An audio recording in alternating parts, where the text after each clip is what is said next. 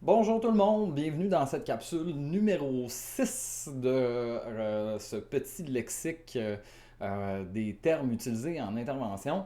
Aujourd'hui, en fait, je vais commencer une petite série de capsules sur des notions de dépendance suite là, à un message qui a été envoyé là, par quelqu'un qui voulait avoir plus d'informations sur le sujet.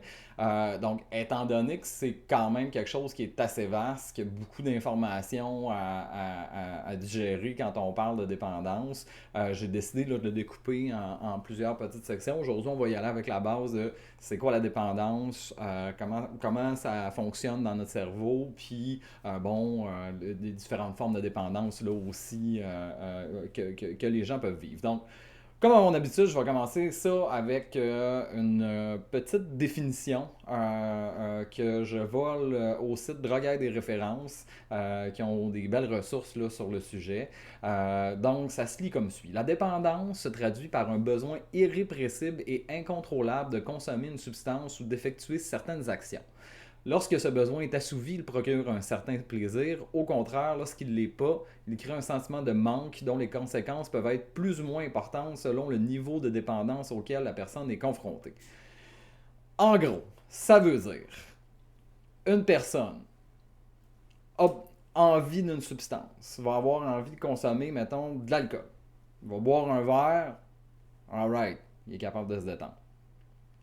Je pense que la clé dans la définition de ce qu'on vient d'entendre quand on parle de dépendance, c'est toute la notion de plaisir et de manque. C'est-à-dire que pour certaines personnes, pour reprendre l'exemple de l'alcool, euh, euh, certaines personnes vont boire un verre de vin 5 jours semaine.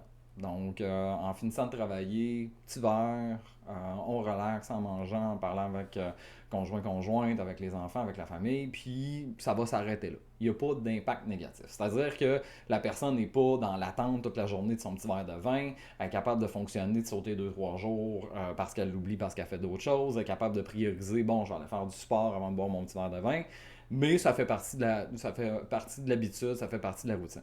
Donc, dans ce cas-là, étant donné qu'il n'y a pas vraiment d'impact négatif, on ne peut pas vraiment parler de dépendance. On peut parler d'habitude, effectivement. On peut questionner à savoir est-ce que c'est une habitude qui est saine ou pas. On pourrait justement réfléchir est-ce qu'éventuellement ça pourrait mener à une dépendance. Mais pour une personne qui fait ça, on ne peut pas nécessairement parler d'un trouble de substance d'usage comme on le définit dans le DSM-5. Donc, la clé, c'est toute la notion du manque puis des impacts négatifs que ça va avoir sur la personne. C'est-à-dire que si une personne passe toute sa journée à attendre le moment où elle va terminer de travailler, avec angoisse, elle va avoir de la misère à se concentrer par envie, par besoin d'alcool, par besoin de fumer son joint, par besoin de jouer à des jeux vidéo. Et que ça a vraiment des impacts au niveau de son fonctionnement et qu'après ça, quand elle commence, mettons, à boire, c'est pas juste un verre, ça va être la caisse. Où ça va être jusqu'au point d'être dans l'état où le manque va être libéré. Donc, c'est-à-dire, OK, ben, ça va être peut-être une bière, ça va peut-être être 2 bières, ça va peut-être devenir 5 bières, 6 bières, puis ça peut augmenter jusqu'à ce niveau-là. Donc, évidemment, il y a différents niveaux de dépendance, il y a différents niveaux d'impact négatif sur la vie de la personne, mais on peut parler de dépendance pas juste quand une personne va boire à tous les jours ou va consommer des opiacés, s'injecter 3-4 fois par jour, va shooter de la coke puis en répétition. La dépendance, ça peut prendre différents visages, différentes formes.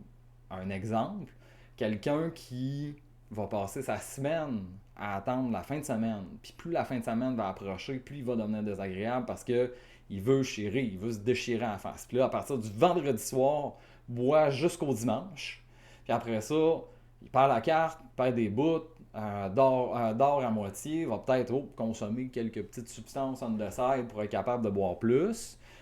Puis après ça, il passe lundi, mardi, mercredi à se remettre parce que ça a été trop violent, fait qu'il y a encore de la misère. Puis là, oups, à partir du mercredi, il retombe. Ben, on peut parler de dépendance parce qu'il y a des impacts négatifs. Il y a la notion de manque, il y a Bon, il pourrait répondre à différents des critères. Encore une fois, je ne veux pas m'alourdir sur le DSM, mais il y a différents critères pour être capable de dire oui, on fait face à un trouble de substance d'usage léger, modéré, sévère, euh, avec troubles concomitants, une comorbidité.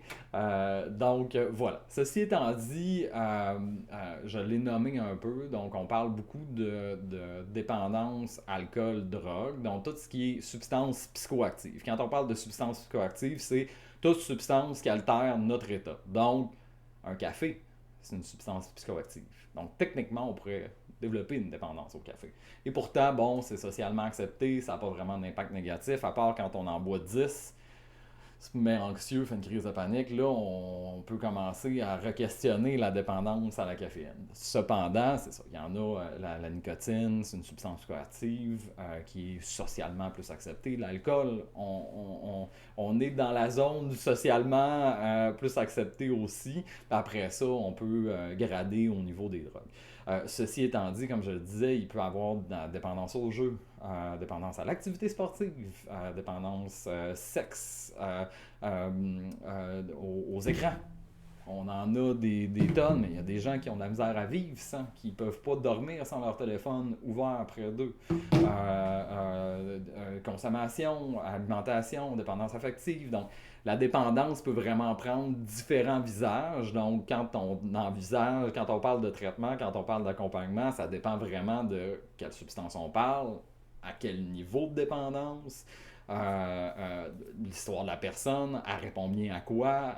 Donc, ça sera pour un autre capsule. Ceci étant dit, euh,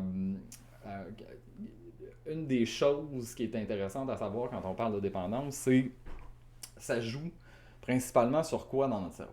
Euh, euh, on repart à la base, encore une fois, dans notre cerveau, on a des neurones qui s'échangent de l'information et qui gèrent des centaines et des centaines de processus qui font en sorte que je suis capable de vous parler, de respirer, puis de me tenir debout en même temps. Et de faire un paquet d'autres affaires. Donc, dans notre cerveau, ces neurones-là, pour qu'ils communiquent, il y a des neurotransmetteurs qui aident à faire circuler l'information entre les différents neurones. Euh, dans ces différents neurotransmetteurs-là, il y en a un en particulier qui est plus relié au système de récompense. Donc, la dopamine, pour ne pas la nommer, est produite naturellement par le corps. Puis, l'idée, c'est qu'elle vient favoriser en fait des comportements de survie. Donc, je bois quand j'ai soif, alright, sentiment de récompense, c'est positif. Je mange quand j'ai faim, c'est positif. Je fais de la sexualité, c'est positif. Donc, ça nous amène à répéter ces comportements-là pour être en mesure de continuer à vivre, continuer à se développer, continuer à promouvoir l'espèce humaine. Donc, ceci étant dit, quand on introduit de la consommation, souvent quand on parle de substances, quand on parle de certains comportements, parce qu'il n'y a pas juste des substances qui peuvent déclencher la dopamine. Donc, pour certains, jouer à des jeux de vidéo, le système de récompense va être actif. La nourriture, justement, ça peut faire activer. Donc, quand on introduit un élément qui vient booster notre niveau de dopamine à répétition, à un certain moment donné, le corps en fait, va se mettre à avoir besoin de plus en plus de cette substance-là pour être capable d'atteindre le niveau espéré. Donc, et c'est quand le système de récompense est perturbé que là, on commence à parler de dépendance. C'est-à-dire qu'il y a un besoin qui s'installe d'une chose spécifique pour déclencher le processus qui, en temps normal, se ferait naturellement. Donc, après ça, on peut rentrer dans la notion de tolérance, la notion de sevrage, la notion de dépendance physique versus la dépendance psychologique. Et ça sera pour une autre capsule. Donc, euh, pour conclure, je dirais que faut se rappeler que la dépendance, c'est beaucoup relié au fonctionnement. Donc, si le fonctionnement est altéré, même un petit peu, même si on ressent, on peut commencer à parler de dépendance. Versus si notre fonctionnement n'est pas altéré, que ce n'est pas un besoin, on ne peut pas parler de dépendance. Toutefois, il faut aussi être capable de faire la nuance entre j'ai pas d'impact négatif versus je ne reconnais pas qu'il y a des impacts négatifs face à mon comportement. Et là, c'est une toute autre histoire. Donc, j'espère que ça a été une bonne première introduction. Comme je l'ai dit, la semaine prochaine, on parlera plus de dépendance physique versus psychologique, le concept de tolérance, puis la notion du sevrage. Donc, en attendant, si vous avez des questions, si vous avez besoin de clarification, si vous aimeriez ça que je développe plus sur une substance ou une dépendance spécifique, n'hésitez pas, envoyez-moi vos questions. Sinon, ben, comme d'habitude, un like, un partage, ça m'aide. Merci beaucoup. Passez une bonne fin de journée.